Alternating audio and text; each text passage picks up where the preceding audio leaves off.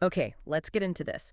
We're diving deep today into something pretty exciting, actually, the new Emirates A350. Hmm. Specifically, we're looking at the business class, and this is really tailored for you, the learner. We're pulling from a YouTube review, a pretty detailed one, of a flight from Dubai to Sri Lanka on this new bird. That's right. And our goal here is really to unpack what this reviewer found. What's this new plane really mean for Emirates? What's the business class experience like? The good, the bad, maybe the surprising bits. It's a look at their future, really. Absolutely. And the reviewer sets it up well, coming off a long flight, heading for that lounge shower, a crucial step. Always helps, doesn't it? Feeling refreshed. Totally. Says the scientists are right.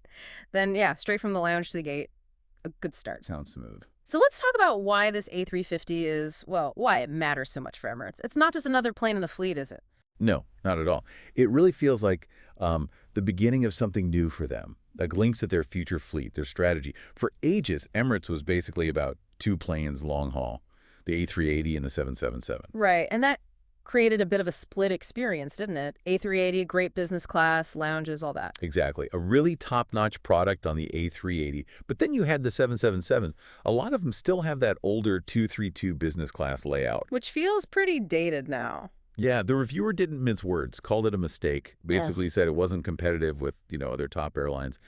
That difference between their own planes was pretty stark. Okay, so they are fixing the 777s, though.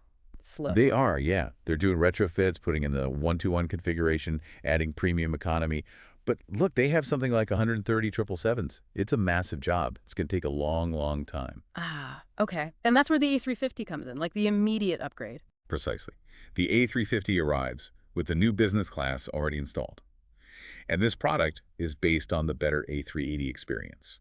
So this plane is going straight onto routes, key European cities, and then the really long flights like Adelaide from December, it lets them offer that upgraded experience much quicker on more routes. Got it. Okay, that makes sense. So let's step inside the A350 cabin, virtually speaking. What's the immediate impression?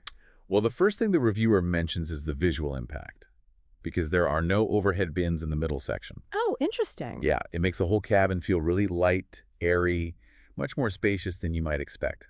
Not so tunnel-like. And the seat layout, is it the good one? Yes, it's the 1-to-1 configuration, which, is crucial. Means everyone gets direct access to the aisle, no climbing over anyone. That's pretty much the standard now for a good business class. Definitely. How are the seats actually arranged? Any nuances there? Yeah, a little bit. The window seats sort of alternate. Some are right up against the window for max privacy. Others are closer to the aisle. And in the middle pair, same idea. Some are closer together.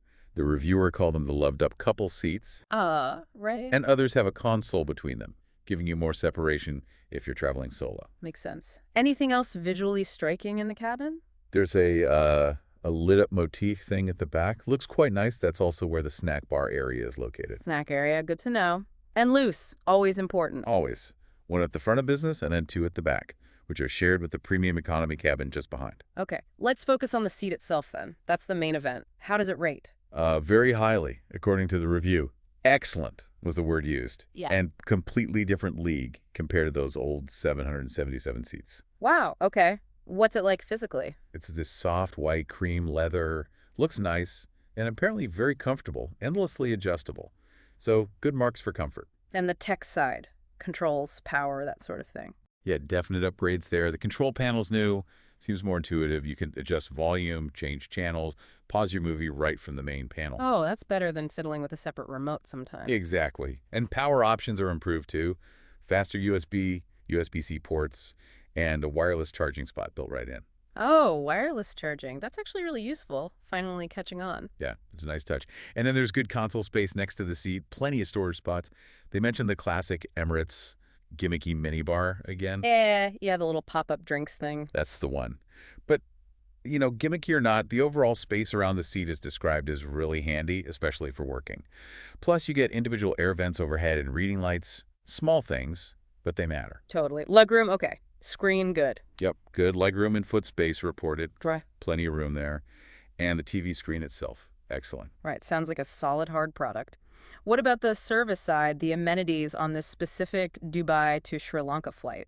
Well, soon after takeoff, they came around with drinks from the bar area. The reviewer had sparkling cloud juice, apple juice, basically with warm nuts. Olives were also an option. Nice start. You mentioned premium economy shares the rear loos. How did PE look overall? Yeah, the A350 has it. It's a small cabin, 21 seats, 232 config across 3 rows. The reviewer's general take is that Emirates does premium economy quite well, and they expect it'll be popular, especially introducing it on routes like Adelaide, where it's new. Okay.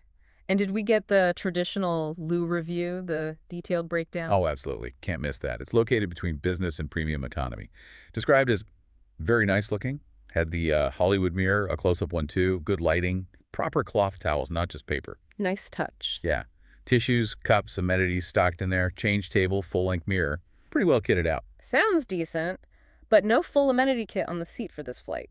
No, not for this one, because it was, a shortish flight. Apparently just an eye mask and socks were provided, which weren't used.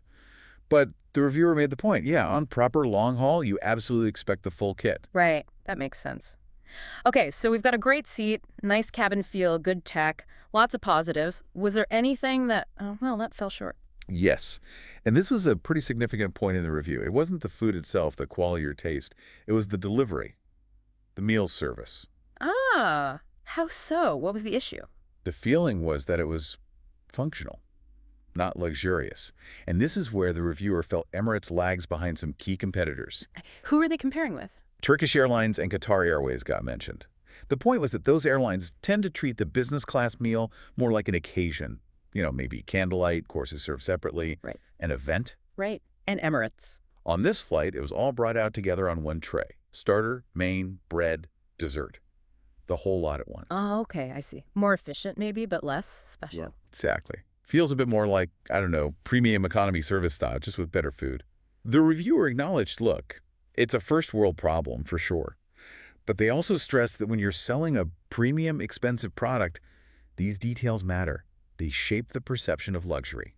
Yeah, I get that. It's about the overall experience, not just the individual parts. But the food itself was good? Apparently, yes. The sautéed prawn starter was very good. The main Sri Lankan-style tuna masala was delicious and full of flavor. And the dessert, a Bibkin coconut cake, was tasty, though noted as being very rich. Sounds pretty good, actually. Yeah, followed by an espresso. Time to get the laptop out and do some work. Okay, let's talk about sleep. Converting that fancy seat into a bed, how did it perform? Some definite plus points here. Legroom and foot space went flat. Really good, roomy, plenty of space. That's often a weak spot, so that's great. Good. And comfort. The bed itself was very comfortable. Yeah. And specifically for side sleeping, which can be awkward on planes, it offered a good amount of support. Sounds promising, but I sense a but coming. Was there a downside? There was. And it sounds like quite a significant one, actually. The shoulder space. When lying down, it's apparently quite tight. Oh, how so? The reviewer described feeling sort of wedged underneath and between the armrests, and made the comment that you wouldn't want to be much bigger or broader across the shoulders. It sounds like it could be restrictive for some people. That is surprising given the focus on space elsewhere. Did they have any idea why it's designed like that? Not really. It was posed more as a question, like did they not notice this during design and testing? Or did they know and decide it was an acceptable compromise for some reason? It's a bit of a puzzle. Interesting. Okay, shifting gears to entertainment. Emirates usually knocks us out of the park. How's the system on the A350? Yep, lives up to the reputation.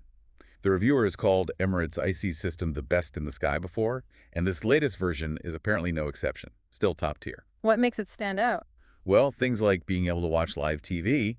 The reviewer was watching Aussie Rules football. Live sport. Nice. Yeah. And you can control everything via tablet, too. Just loads and loads of options. Endless viewing, listening, reading, and playing was the phrase used. Sounds comprehensive. What Yeah. about staying connected Wi-Fi? Wi-Fi was available, yes. And it worked well, according to the review. But there's a catch for getting it free. Ah, what's the catch? You have to be an Emirates Skywards member, their loyalty program.